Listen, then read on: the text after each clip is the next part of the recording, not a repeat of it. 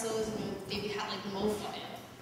But, you know, they're kind of confusing. You know, you see them there in their deliciously shrink-wrapped package, the salt collecting on the bottom like the snow globe, you know, the sound you make when you get one, you know, crackle, crackle, delectable.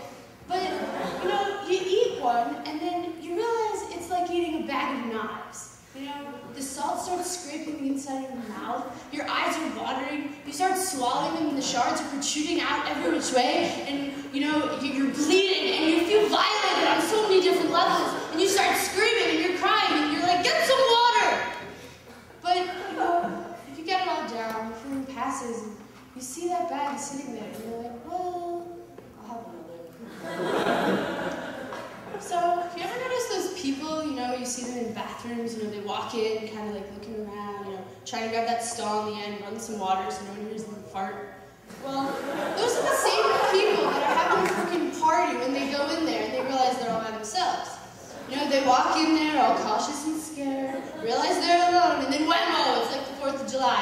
They're running around, lighting some firecrackers, farting in the sink, picking their nose, trying to see if that chai from non-flammable latte made their ass any more huge. And then they sashay themselves on over to that handicap stall in the end, the one, you know, with the chair in there for absolutely no reason. They grab those 2 metal bars, lower themselves over that toilet, shit an elephant, and then don't even hear the sound it makes. So what I like to do is walk in there and, you know, pretend like I left, so that when they come out of that bathroom stall, butt naked, prancing around on the unswept tile, I can go over to them, shake their hand, and say, hey, do you want a hot dog?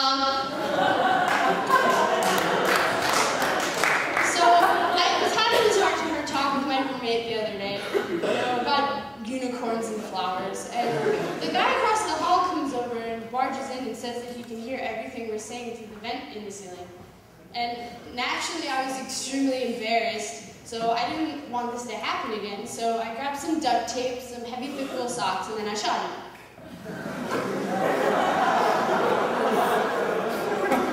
I shot him, it's true. So, it always makes me pretty uncomfortable when you bump into, you know, friends of friends in passing, and they're like, oh, I've heard so much about you. This always makes me feel really vulnerable and exposed, you know, like Play-Doh sitting out in the rain. And, you know, but then I've realized that it's not so bad that they know a lot about me, you know? Oh, it's great that you know I have a tendency to vomit at random. Hooray! It's terrific that you know I have a tendency to grope strangers in public. You're next. And I'm so happy you know I like to eat doorknobs and worms. Great.